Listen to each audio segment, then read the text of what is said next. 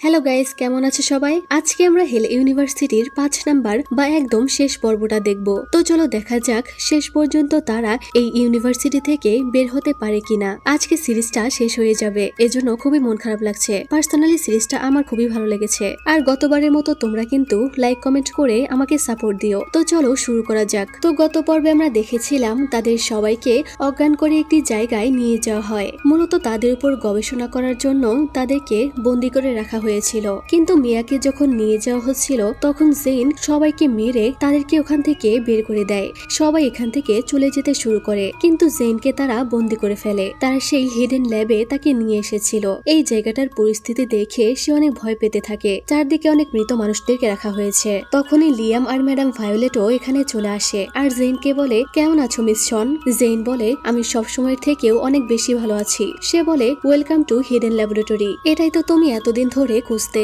Violet ডক্টরের সাথে কথা বলতে থাকে। তখন লিয়াম জেনকে বলে, আই এম সরি, তুমি আমার মাকে ক্ষমা করে দিও। জেন বলে, তোমার কি মনে হয় সরি বললেই সব সমাধান হয়? তোমার মা যত স্টুডেন্টদের জীবন নষ্ট করেছে এর জন্য কোনো ক্ষমা নেই। অনেক স্টুডেন্ট মারা গেছে। তোমার চোখ খোলো লিয়াম। লিয়াম বলে, সত্যি বলতে আমি তোমাকে অনেক জেলাস করতাম। তোমাদের ফ্রেন্ডশিপ দেখে আমার অনেক হিংসা হতো। জেন বলে, তুমিও এরকম ফ্রেন্ড বানাতে পারো, শুধু তোমার মায়ের ছায়া থেকে বের হয়ে আসো। সে তোমাকে পুতুলের মতো ব্যবহার করছে। লিয়াম বলে, আমি এটা পারবো না, কারণ সে ছাড়া আমার আর কিছুই নেই। জেন বলে, প্লিজ আমাদেরকে সাহায্য করো, এখনো দেরি হয়নি। আচ্ছা, সামনে যদি কোনো বিজ্ঞাপন থাকে তাহলে তোমরা স্কিপ করে যেও। তো তখন ম্যাডাম ভায়োলেট ডক্টরদেরকে বলে জেনকে রেডি করতে। জেন বলে, আপনি তো ফর্মুলার জন্য শেষ উপাদানটি পেয়ে গেছেন, তাহলে এখন এইসব বন্ধ করুন, প্লিজ আমাদেরকে যেতে দিন। ভায়োলেট বলে, তোমাকে যেতে দিব? আমি কি বোকা নাকি? আমি শুধুমাত্র ফর্মুলার জন্য এতগুলো বছর এই কারাগারে থাকিনি। আমি চাইনি কোনো মিস্টেক হোক বা কোনো সাক্ষী থাকুক, তাই নিজে এখানে থেকে সবকিছু করেছি।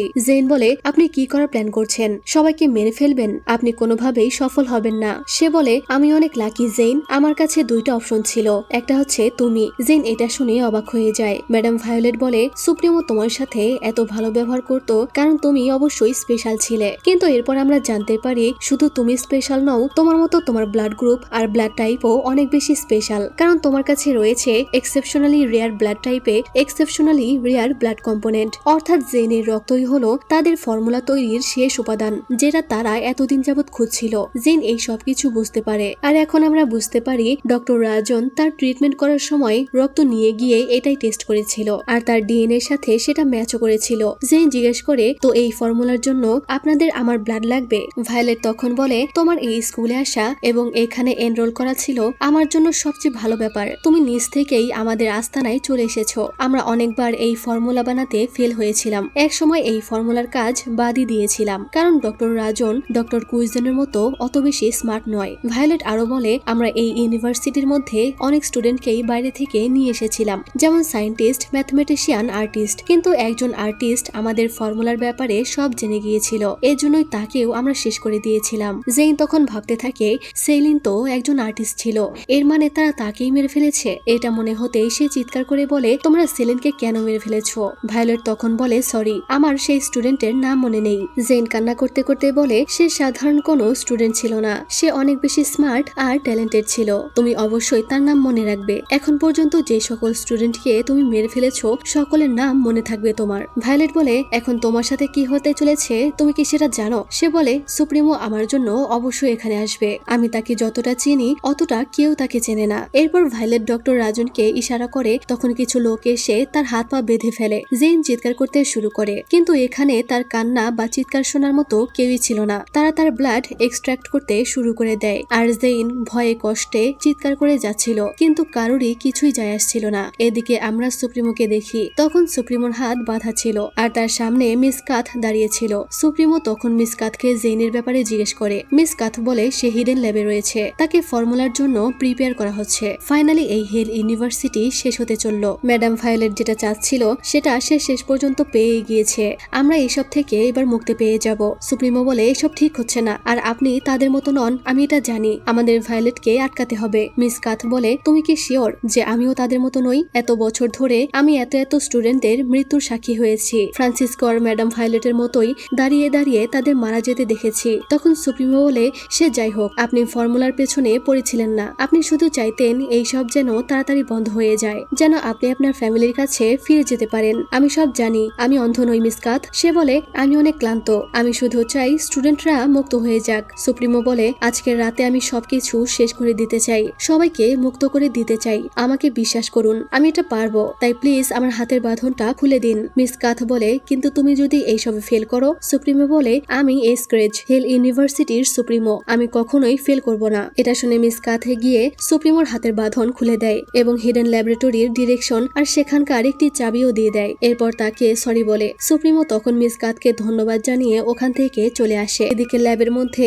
তখন জেনের রক্ত নেওয়া হচ্ছিল। নার্স তখন ডক্টর রাজনকে বলে এভাবে যদি জেনের সমস্ত রক্ত নেওয়া হয় তাহলে সে তো মারা যাবে। ডক্টর রাজন বলে এখানে আমাদের কিছুই করার নেই, যদি এটা না করি তাহলে তারা আমাদেরকে মেরে ফেলবে। নার্স তখন ব্যাপারটা ম্যাডাম ভায়োলেটকে জানায়। ভায়োলেট চিৎকার করে বলে তাতে আমার কিছুই যায় আসে না, আমার শুধু তার সমস্ত রক্ত দরকার। জেন চিৎকার করতে করতে ক্লান্ত হয়ে যায়, সে আস্তে আস্তে দুর্বল হয়ে পড়ে। একের পর এক ব্যাগ ভরে জেনের শরীর থেকে রক্ত নেওয়া হচ্ছিল। অন্যদিকে সুপ্রিমো হিডেন ল্যাবের দিকে এগিয়ে যাচ্ছিল। এদিকে নার্স জেনের এই অবস্থা দেখে সহ্য করতে না পেরে ইমার্জেন্সি অ্যালার্ম অন করে দেয়। কিছু লোকজন এসে নার্সকে অজ্ঞান করে সেখান থেকে নিয়ে যায়। এদিকে সুপ্রিমো সবাইকে মেরে ল্যাবরেটরির দিকে যাচ্ছিল। এদিকে সবাই জেনকে অন্য জায়গায় শিফট করার ব্যবস্থা করে। ভায়োলেটের এতগুলো গার্ড কিছুতেই সুপ্রিমোকে আটকাতে পারছিল না, সে সবাইকে মেরে সামনের দিকে এগিয়ে যাচ্ছিল। ম্যাডাম ভায়োলেট আর ডক্টর রাজন এই অবস্থা দেখে সেখান থেকে পালিয়ে যায় আর সুপ্রিমো শেষ পর্যন্ত ওই ল্যাবে পৌঁছে যায়। গিয়ে সে জেনকে উঠায় আর বলে ডার্লিং তুমি কি ঠিক আছো?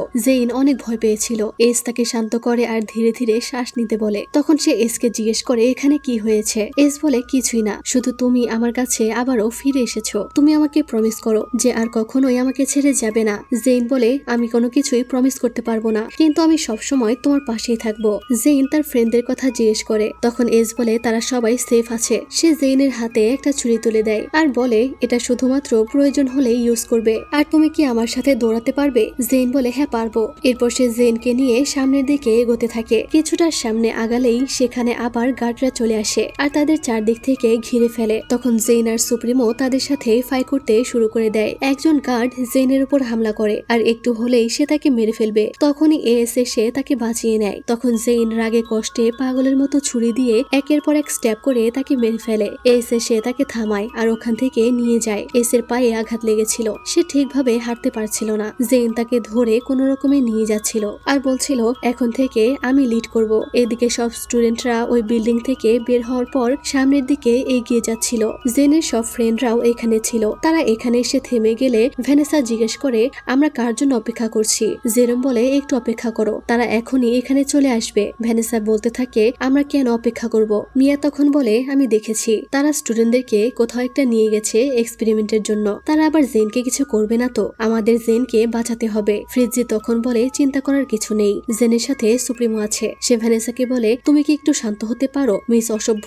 আমরা এখানেই থাকবো এবং তাদের জন্য অপেক্ষা করব। তখনই সেখানে থাকা অন্য একটি স্টুডেন্ট বলে আমরা কিসের জন্য অপেক্ষা করছি? এটা আমাদের পালিয়ে যাওয়ার একমাত্র সুযোগ। মিয়া তখন অনেক রেগে সেই ছেলেটার দিকে এগিয়ে আসে আর বলে তুমি কি পাগল হয়ে গেছো? জেনের জন্যই আজ আমরা এখানে দাঁড়িয়ে আছি, আমাদের মুক্তির জন্য সে নিজের জীবন স্যাক্রিফাইস করেছে। মিয়া রেগে ছেলেটাকে থাপড়াতে শুরু করে। দেব তাকে আটকায় আর বলে আসলে এখানে সবাই ভয় পেয়ে আছে, এই জন্য যে যার মতো বাঁচতে যাচ্ছে। তখন বাকি সবাই অনেক বিরক্ত হয়ে যায়। সবাই বলতে থাকে আমরা এখানে কেন অপেক্ষা করছি? তখন অ্যাঞ্জেলিকা সবার উদ্দেশ্যে বলে তোমরা সবাই এক একটা কাপুরুষ, তোমরা কি ভুলে গেছো ম্যাডাম ভায়োলেট, ফ্রান্সিসকো সবাই আমাদের সাথে কি করেছে? আমাদের সবার উচিত ফাইট ব্যাক করা, কিন্তু তোমরা সেটা না করে যার যার মতো পালিয়ে যেতে চাচ্ছ। জেন একজন নতুন স্টুডেন্ট হয়েও অনেক কিছু করেছে, আমাদের সবার এখন উচিত সুপ্রিমো আর জেনের পাশে থাকা। সেটা না করে আমরা ভিতর মতো পালিয়ে যাব, সেটা কখনোই হতে পারে না। আমি ফাইট করব। অ্যাঞ্জেলিকার কথা শুনে তখন একটা স্টুডেন্ট বলে আমরা ফাইট ব্যাক করব। তখন ফ্রিজি বলে সুপ্রিমো এতদিন যাবত আমাদেরকে বাঁচানোর জন্য অনেক কিছু করেছে, নিজের জীবন পর্যন্ত বাজি রেখেছে। সে না থাকলে এতক্ষণ আমরা জীবিত থাকতাম না, তাই এই লড়াইয়ে আমরা তাকে একা ছাড়তে পারি না। বাকি স্টুডেন্টরাও বলতে শুরু করে আমরা সুপ্রিমোর সাথে রয়েছি। সেই মেয়েটি আর তার মাও সুপ্রিমোর পাশে থাকতে চায়, কারণ সুপ্রিমোর জন্য তারা বেঁচে গিয়েছিল। সবাই একসাথে মিলে ফাইট ব্যাক করার আর জেইন ও সুপ্রিমোকে বাঁচানোর জন্য এক হয়ে যায়। এদিকে ম্যাট, নাজের আর নিকি লুকে ধরে ফেলেছে। ম্যাট তাকে জিজ্ঞেস করে তুমি কেন আমাদের সাথে এটা করলে? তখন লুক বলে আমি বোকা ছিলাম, তাই আমি তাদের কথা শুনেছি। ম্যাডাম ভায়োলেট আমাকে ওয়াদা করেছিল যে আমি তাদের কাজ করলেই সে আমাকে এখান থেকে মুক্ত করবে, কিন্তু সে শুধুই আমাকে ব্যবহার করেছে। লুক তখন নাজেরকে বলে আমি শুধু চেয়েছিলাম তুমি আমাকে সম্মান করো। ম্যাট বলে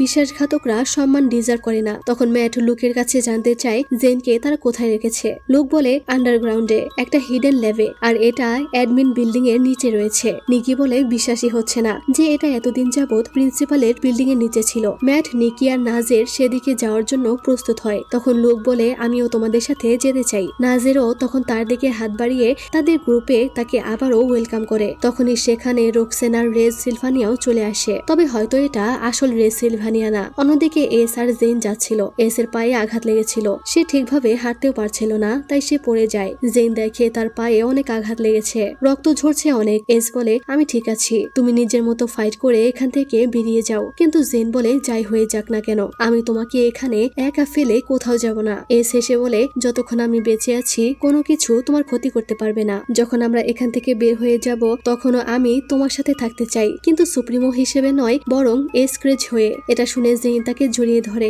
এবং তাকে আলতো করে একটা কিস করে দেয়। সাথে সাথেই সে দূরে সরে বলে আমি এগুলো কি করছি? কিস তো আমি তোমাকে সারা জীবনই করতে পারবো, কিন্তু এখন তোমাকে ঠিক করে তুলতে হবে। এরপর তারা দুজন আবারও সামনের দিকে আগাতে থাকে। তারা সেখান থেকে বের হয়ে আসে, কিন্তু হঠাৎ করেই তাদের সামনে গার্ডরা চলে আসে। সেখানে ম্যাডাম ভায়োলেট আর ফ্রান্সিসকো ছিল। ভায়োলেট তাদের দিকে বন্দুক তাক করে সুপ্রিমোকে বলে জেনকে আমাদের হাতে তুলে দাও, এটাই তোমার বাঁচার একমাত্র উপায়। আমরা তোমাকে ছেড়ে দিব, কিন্তু বিনিময়ে জেনকে আমাদের হাতে তুলে দিতে হবে। তখন সুপ্রিমোকে বাঁচানোর জন্য জেন তাদের সাথে যেতে চায়, কিন্তু সুপ্রিমো জেনকে থামিয়ে দিয়ে বলে তুমি আমার উপরে বিশ্বাস রাখো, শুধু তোমার চোখটা বন্ধ রাখো, তারপরে আমি বাকিটা দেখে নিচ্ছি। জেন কান্না করতে থাকে। এরপর সুপ্রিমো তাদের সাথে ফাইট করতে শুরু করে। জেন তখনও সুপ্রিমোর কথা মতো চোখ বন্ধ করে রেখেছিল। ভায়োলেট এরকম পরিস্থিতি দেখে সুপ্রিমোর দিকে গুলি ছোড়ে, যেটা তার পেটে গিয়ে লাগে। জেন দৌড়ে গিয়ে সুপ্রিমোকে ধরে। সে অনেক কান্না করছিল। ম্যাডাম ভায়োলেটকে এস বলে তুমি তাকে কোনোভাবেই নিয়ে যেতে পারবে না। ভায়োলেট বলে তাহলে তুমি জেনের জন্য মরো। সে গুলি করতে যায়, তখনই লিয়াম সাথে সাথে তার মাকে জড়িয়ে ধরে কান্না করে বলতে থাকে প্লিজ মা, এরকম করো না, তুমি এইবার থেমে যাও।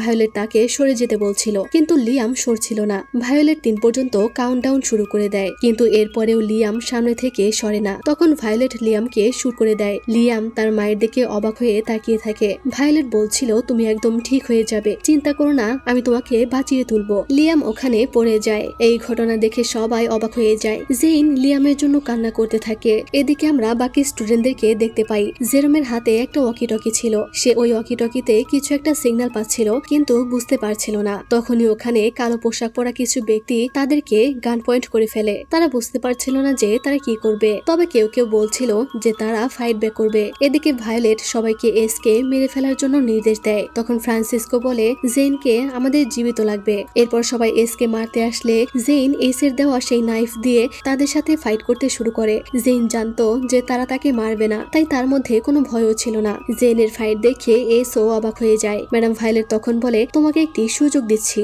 নিজের ডার্লিংকে বাঁচানোর জন্য তুমি নিজেকে আমাদের হাতে সঁপে দাও, তাহলে শুধু এস না, আরো অনেকের জীবনই তুমি বাঁচাতে পারবে। এটাই তোমার জন্য ভালো সুযোগ, নয়তো তোমাদের দুজনকেই এখানে আমি মেরে ফেলবো। কিন্তু জেন রাজি হয় না। তখন ম্যাডাম ভায়োলেট বলে তুমি কার জন্য এসব করছো, কেন করছো? কি হবে যদি জানতে পারো সে তোমাকে ধোকা দিয়েছে? সে তো এসক্রেচ নয়, সে হলো রেস সিলভানিয়া, ডেমন গড গ্যাং এর লিডার। জেন তখন রেস সিলভানিয়ার সেই কিসের কথা মনে করে, আর সে বুঝতে পারে সুপ্রিমো আর রেস সিলভানিয়া কখনোই এক ব্যক্তি নয়, তারা দুইজন ভিন্ন ব্যক্তি। তাই জেন বলে না, সে রেস সিলভানিয়া নয়, সে শুধুমাত্র এসক্রেচ। সে এই হেল ইউনিভার্সিটির supreme student government president. Violet বলে তাহলে তোমরা দুজনেই এখন মরার জন্য প্রস্তুত হও। তখনও সুপ্রিমো জেনকে বলে সবসময় মনে রেখো ডার্লিং, আমি এসক্রেচ, তোমার যুদ্ধের অস্ত্র, তোমার বুলেট প্রুফ ভেস্ট, তোমার শিল্ড, আমি অলওয়েজ তোমাকে রক্ষা করে যাব। এরপর ভায়োলেট যখনই সুপ্রিমোকে গুলি করতে যাবে তখন সুপ্রিমো অবাক হয়ে ভায়োলেটের পেছনে তাকিয়ে বলে ভাইয়া। এটা শুনে সবাই যখন পেছনের দিকে তাকায় তখন দেখা যায়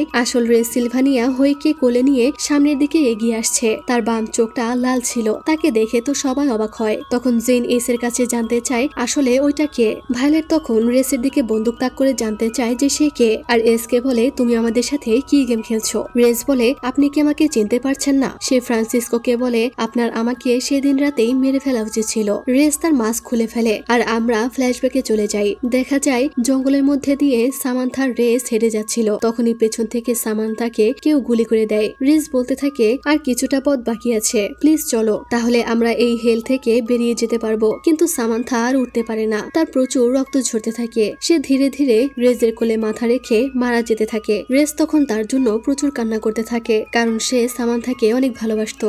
সামান্থা তার গালে হাত রেখে অনেক কষ্টে বলে, বেবি আই লাভ ইউ। এটা বলেই সামান্থা শেষ নিঃশ্বাস ত্যাগ করে। রেস অনেক কান্না করতে থাকে। সে চাইলে এখান থেকে পালিয়ে যেতে পারত, কিন্তু সে এটা না করে এখানেই ছিল। তখনই পেছন থেকে ফ্রান্সিসকো তাকে লুক্স বলে ডাকে। আর এখানেই আমরা জানতে পারি যে এটা আসলে রেস না, অর্থাৎ তার আসল পরিচয় রেস সিলভানিয়া না, বরং সে আগের প্রিন্সিপালের ছেলে লুক্স, অর্থাৎ আগের সুপ্রিমো। ফ্রান্সিসকো তার দিকে বন্দুক তাক করেছিল আর বলে, তোমার সময় এখানেই শেষ। তখন রেস মানে লুক্স বলে, তোমাদেরকে এইসবের শাস্তি পেতেই হবে। ফ্রান্সিসকো বলে, তুমি তো এই মেয়েটির জন্য সবকিছু করতে পারো তাই না? আমিও ভায়োলেটের জন্য সব করতে পারি। আমরা দুজনেই ভালোবাসায় অন্ধ হয়ে গেছি। ফ্রান্সিসকো তখন লুক্সের চোখে গুলি করে দেয় আর ভাবে লুক্স হয়তো মারা গিয়েছে, তাই সে চেক না করেই ওখান থেকে চলে যায়। কিন্তু তার বাম চোখে গুলি লেগেছিল। চোখটা নষ্ট হয়ে গেলেও সে তখনও বেঁচে ছিল, আর এর জন্যই তার বাম চোখটা লাল, অর্থাৎ এতদিন যাবৎ লুক্স বেঁচে ছিল। সিন বর্তমানে চলে আসলে সে বলে, এবার কি আপনারা আমাকে চিনতে পেরেছেন?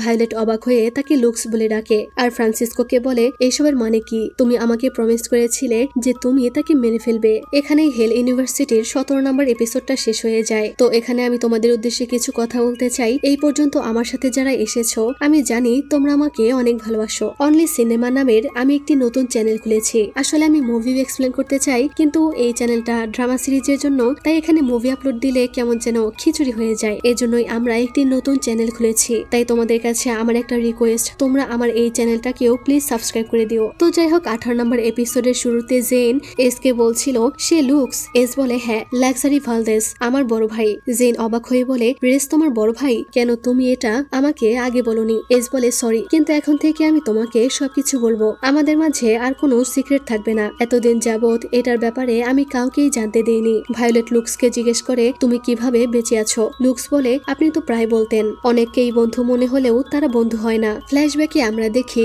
ডক্টর রাজন লুক্সের কাছে গিয়েছিল এবং তাকে জীবিত দেখে সে নিয়ে গিয়ে সুস্থ করেছিল। লুক্স বলে, ডক্টর রাজন আমাকে সাহায্য করেছিল যেন আমি প্রতিশোধ নিতে পারি যেসব জীবন আপনি কেড়ে নিয়েছেন তাদের হয়ে। ভায়োলেট বলে, আমার আশেপাশে এত বিশ্বাসঘাতক ছিল জানাই ছিল না। তখন জেইন বলে, এটাকে বিশ্বাসঘাতকতা বলে না, তারা আপনার অর্ডার ফলো না করে সেটাই করেছে যেটা সঠিক ছিল। মিস কাথও এসকে মুক্ত করে দিয়েছে, এমনকি লিয়াম যে আপনাকে এইসব করতে বাধা দিয়েছে, কিন্তু আপনি ফর্মুলার নেশায় এতটাই বুধ হয়ে আছেন যে আপনি নিজের ছেলেকেই মেরে ফেলেছেন।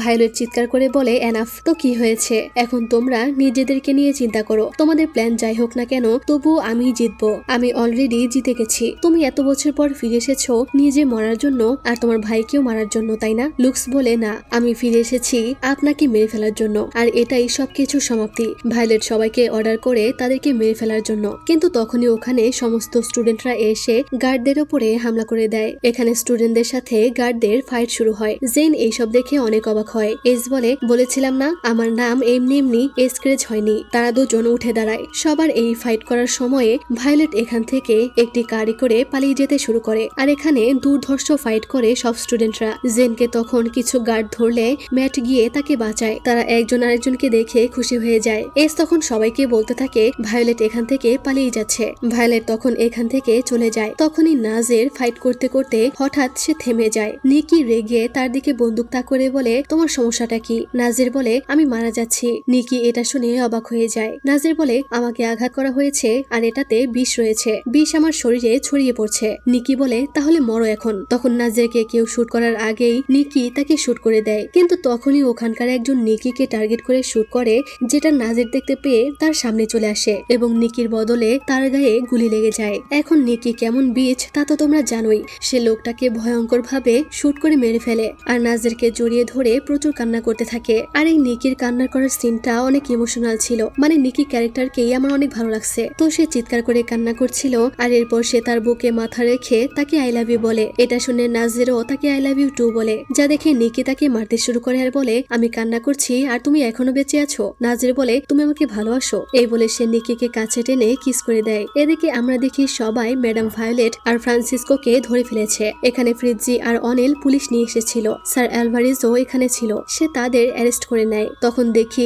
সেখানে মিস কাথও ছিল, অর্থাৎ মিস কাথই অ্যালভারেজকে খবর দিয়েছে। তখন এখানে একে একে সবাই চলে আসে। জেইন তার বন্ধুদেরকে গিয়ে জড়িয়ে ধরে আর নিরাপদে থাকার জন্য তাদের ধন্যবাদ জানায়। তখন জেইন একটা ছেলেকে দেখে অবাক হয়ে যায়, কারণ এই ছেলেটাকে তো এস মৃত্যুর শাস্তি দিয়েছিল, তাহলে সে এখনো বেঁচে কি করে আছে। তারা বলতে থাকে অনেক কাহিনী, তোমাকে এটা পরে বলবো। এদিকে ভায়োলেট তাদেরকে জিজ্ঞেস করে তোমরা কেন একসাথে রয়েছো, কেন একজন আরেকজনকে মেরে ফেলছো না। অর্থাৎ এতদিন তো সে দেখে এসেছে যে সবাই সবার শত্রু, তাই সে একজন আরেকজনকে মেরে ফেলতে বলছিল। লুক্স বলে আমরা তো আপনাকে এটাই বিশ্বাস করিয়েছি। নাজের হলো ব্ল্যাক গ্যাং এর লিডার আর আমি হলাম ডেভিল গডের লিডার। এস বলে আর আমি হলাম প্রেসিডেন্ট এসক্রেজ, কিন্তু আমরা সবাই এলে মানে তারা সবাই একত্রিত হয়ে কাজ করে, তারা আসলে শত্রু নয়। সে বলে আমাদের লক্ষ্য একটাই, সেটা হলো এখান থেকে বের হওয়া। লুক্স বলে আপনি তো শুধু ফর্মুলা নিয়ে পড়েছিলেন, কিন্তু যখন আপনি ওইসব নিয়ে ব্যস্ত থাকতেন তখন আমরা এখান থেকে বের হওয়ার উপায় খুঁজে যাচ্ছিলাম। ভায়োলেট বলে তাহলে রেস সিলভানিয়ার গল্পটা মিথ্যা ছিল।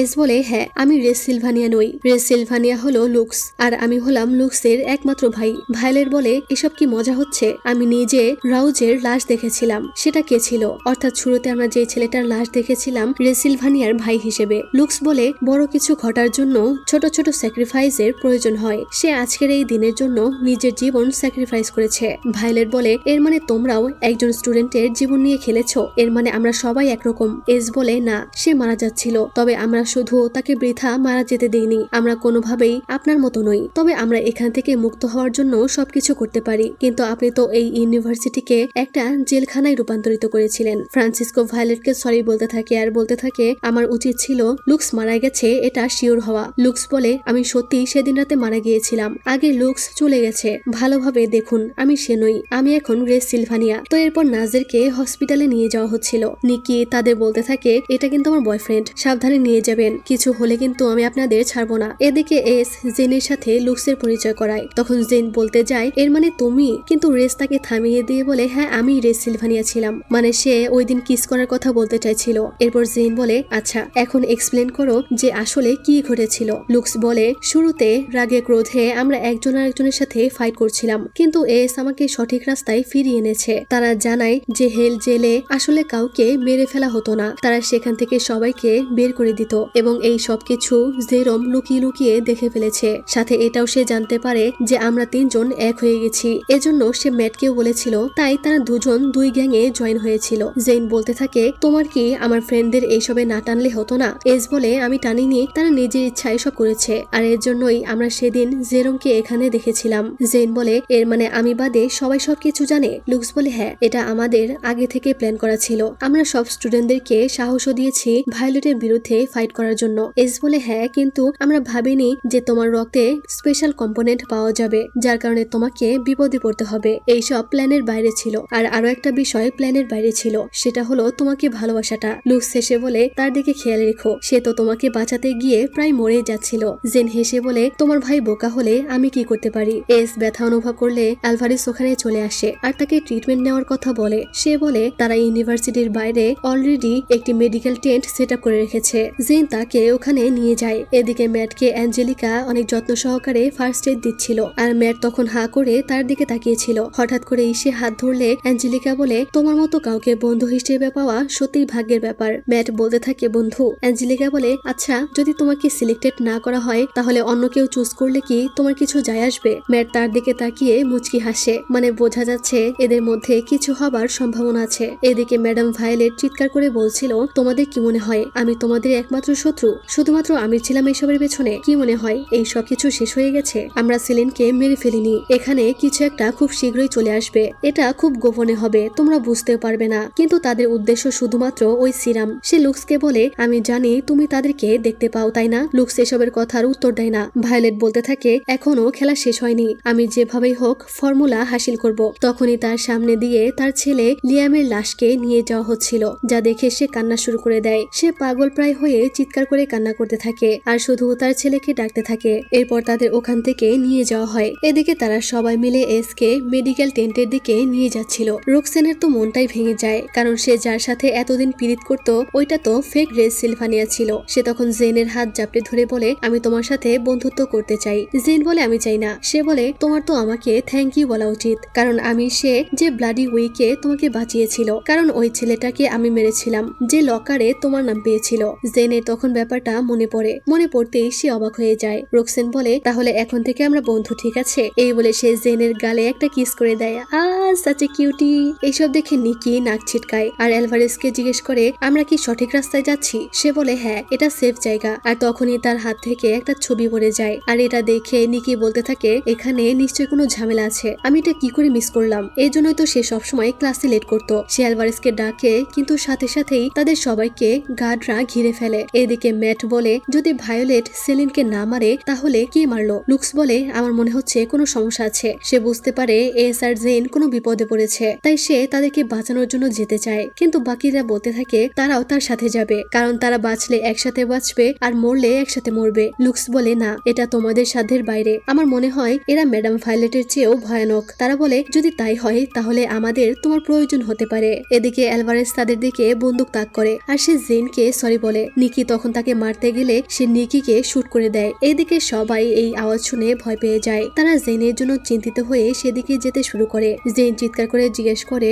সে কেন এইসব করছে। অ্যালভারেজ বলে আমার বাচ্চার জন্য, আমি আবারও তার সাথে থাকতে চাই। অর্থাৎ হতে পারে সে তার মৃত মেয়েকে বাঁচানোর জন্য এইসব করছে। সে বলে আমার শুধু তোমাকে লাগবে মিস জন, তোমরা আমার পরীক্ষা নিও না, আমি আমার মেয়েকে বাঁচানোর জন্য সবকিছু করতে পারি। জেন বলে আপনার কি মনে হয় সে এই কারণে আপনাকে কখনো ক্ষমা করবে। সে বলে সেলিনও আমাকে একই কথা বলেছিল, অর্থাৎ সেই সেলিনকে মেরে ফেলেছে। এটা বুঝতে পেরে জেন তার উপরে চিৎকার করতে থাকে। সে বলে যদি তুমি আমার সাথে না আসো তাহলে আমি তোমাকে এখনই মেরে দিব, আমার শুধু তোমার রক্তটা প্রয়োজন। এস বলতে থাকে সে এটা থামানোর জন্য সবকিছু করবে। অ্যালভারেজ তখন জেনকে শুট করতে চায় আর তখনই ওখানে কেউ এসে শুট করে অ্যালভারেজের হাত থেকে বন্দুক ফেলে দেয়। তখন তাকে দেখে জেন আলিসন বলে ডাকে আর অ্যালভারেজ তাকে সামান্থা বলে ডাকে। আর এখানে আমরা বুঝতে পারি যে এই সামান্থাই হলো আসলে আলিসন, যে জেনের বোন। আর আমরা তো জানতাম যে জেনের বোন একজন সিক্রেট এজেন্ট ছিল, এর জন্যই সে এখানে আসতে পেরেছে। হয়তো সে জেনকে খুঁজতে খুঁজতেই এখানে পৌঁছেছে।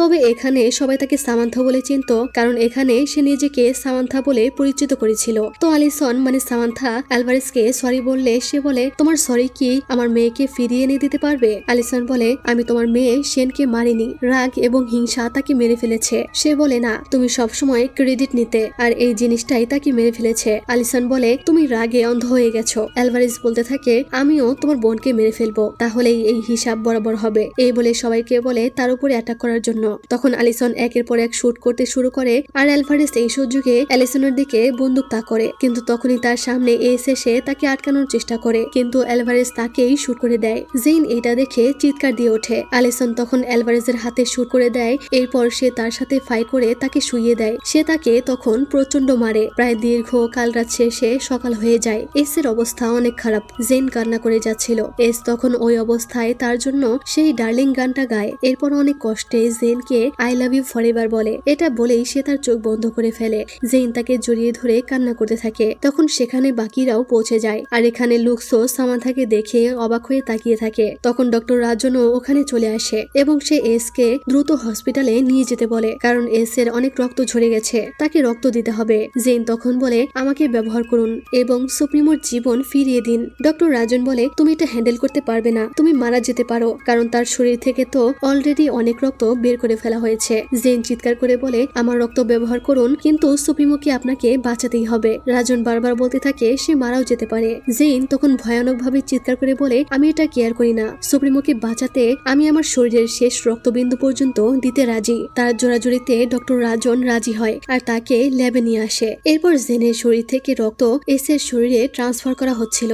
জেন এস এর দিকে তাকিয়ে থাকে, তার অবস্থা খারাপ হয়ে যাচ্ছিল। সে ধীরে ধীরে অজ্ঞান হয়ে যেতে থাকে। তার শুধু এস এর সাথে কাটানো স্মৃতিগুলোর কথা মনে পড়ে। একটা সময় সে পুরোপুরি অজ্ঞান হয়ে যায় আর এখানেই এই ঘটনার শেষ হয়। এরপর আমরা দেখি মিস কাথ কম্পিউটারে কিছু লিখছে এবং সে ব্যাকগ্রাউন্ডে বলছিল এই ইউনিভার্সিটি কখনোই সেই দুজন স্টুডেন্টের স্যাক্রিফাইস ভুলবে না যাদের জন্য সবাই মুক্ত হয়েছিল। যে দেওয়ালটা ভেঙে ফেলা অসম্ভব মনে হয়েছিল সেটা ভেঙে গেছে আর আমরা এখন মুক্ত হয়েছি। সেদিন অনেক স্টুডেন্ট সময় ব্যয় না করে যে যেভাবে পেরেছে পালিয়ে গেছে, একবারও তারা পেছনে ফিরে তাকায়নি। কিন্তু কিছুজন এখানেই থেকে যাওয়ার সিদ্ধান্ত নিয়েছিল যেন তারা তাদের ক্ষতটা ঠিক করতে পারে এবং তাদের মধ্যেকার বন্ধন শক্ত করতে পারে। তবে এই সব শেষ হওয়ার আগে তারা ঠিক করেছে স্টুডেন্ট হিসেবে তারা তাদের শেষ চ্যাপ্টারটা কমপ্লিট করে ফেলবে। এরপরেই আমরা তাদের গ্র্যাজুয়েশন সেরেমনি দেখতে পাই। আমরা দেখি ব্ল্যাক গ্যাং আর ডেমন গড গ্যাং সামনাসামনি এসে দাঁড়িয়েছে। তবে এবার আর তারা কেউ লড়াই করে না, সবাই স্মাইল করে ভেতরে চলে যায়। তারা সব ভুলে যাওয়ার জন্য এইসব করছে না, বরং বেঁচে থাকার লড়াইটা মনে রাখার জন্যই এইসব করছে। আমরা দেখি লুক্স আর আলিসন একজন আরেকজনের সাথে কথা বলছে। আলিসন বলছিল আমাকে কল করা বন্ধ করো। সে বলে আমি তো তোমাকে অলরেডি 5 বার কল করেছি। আলিসন বলে না, 5 বার না 9 বার কল করেছেন মিস্টার সিলভানিয়া। লুক্স তখন তাকে ডেকে বলে তোমার হৃদয়টা চুরি করলে কি কোনো অপরাধ হবে? আলিসন বলে না, এটা একটা বেস্ট ক্রাইম হবে বেবি। বেবি শুনে তো লুক্স খুশি হয়ে যায় আর বলে তুমি এখানে কি কারণে এসেছো? তাহলে কি আমি ধরে নিব?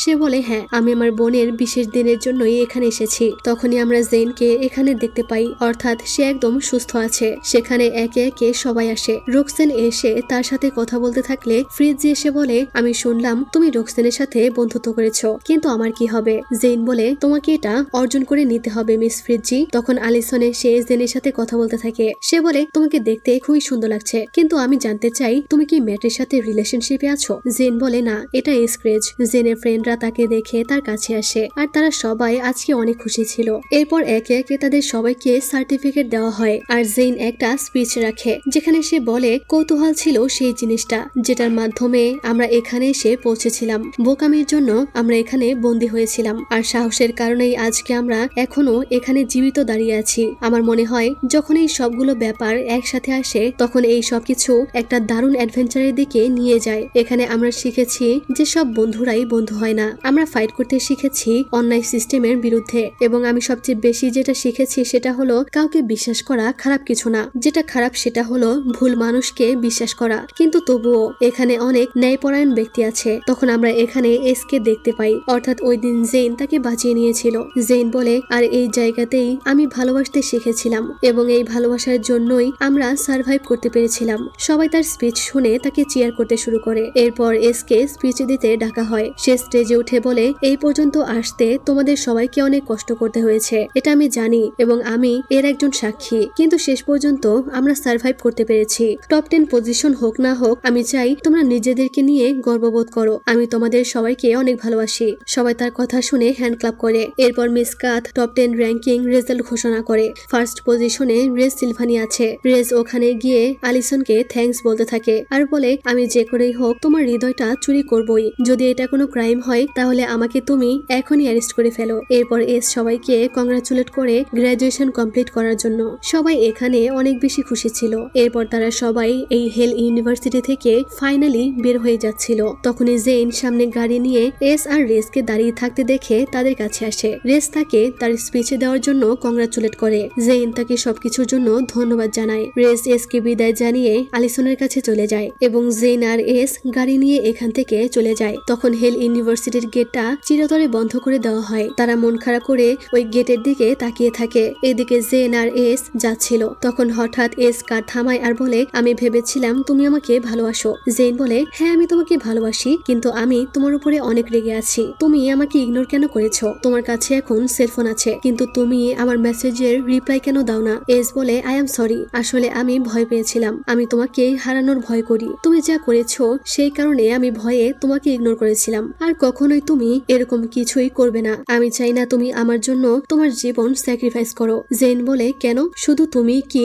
স্যাক্রিফাইস করার জন্য এলাও আছো? জেন তার হাত ধরে বলে আমি তোমার জন্য মরতেও পারি। ওয়েট, তোমার এখনো একটা জিনিস এক্সপ্লেন করার বাকি আছে। তুমি কেন সেদিন অ্যাঞ্জেলিকাকে কিস করেছিলে? তাই তো, এইটা তোমার মাথায় ছিল না? এস কিছু বলতে যায়, তখন জেন বলে ঠিক আছে, আমি কেয়ার করি না। আমি জানি তুমি যাকে ভালোবাসো সেটা শুধুমাত্র আমি। আচ্ছা, তো এর মানে হিসাব বরাবর হয়েছে। এস বলে কিসের হিসাব? জেন বলে মানে তোমার আর আমার করা কাজগুলো কাটাকাটি হয়ে গেছে। মানে রেজো তো তাকে কিস করেছিল, সে এইটার কথা বলছে। তখন জেন বলে একটা কথা ভুলেই গেছিলাম, এই গাড়িটা আসলে কার? এস বলে এটা তোমার বয়ফ্রেন্ডের কার। এস বাইরে বেরিয়ে তাকে কার থেকে নামতে বললে সে অবাক হয়ে দৌড়ে বাইরে বের হয় এবং অনেক খুশি হয়ে যায়, কারণ সামনে একটা হাইওয়ে ছিল আর জেইন অনেকদিন পর বাইরের পৃথিবীটা দেখতে পাচ্ছে। এস তাকে পেছন থেকে জড়িয়ে ধরে আই লাভ ইউ বলে। জেইন হাসতে হাসতে কষ্টে কান্না করে দেয়। এরপর সে এস কে জড়িয়ে ধরে। এস তখন বলে তুমি কি আমাকে আই লাভ ইউ টু বলবে না? জেইন তাকে আই লাভ ইউ বলে। এস তাকে আবারও রিপিট করতে বললে সে আবারও বলে I love you so much এসক্রেচ,